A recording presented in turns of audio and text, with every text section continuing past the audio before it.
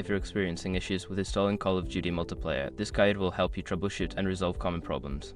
Follow these steps to ensure a smooth installation process. Step 1. Check system requirements.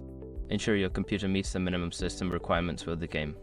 Visit the official Call of Duty website for the latest specifications and compare them with your system's capabilities.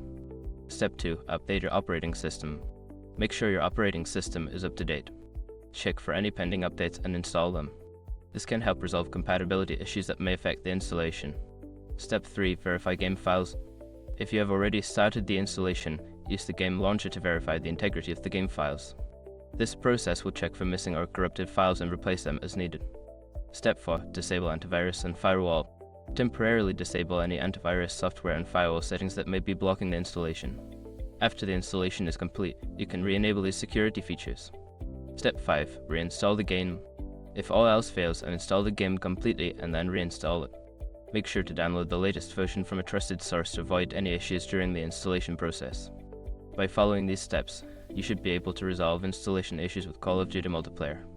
If problems persist, consider reaching out to customer support for further assistance.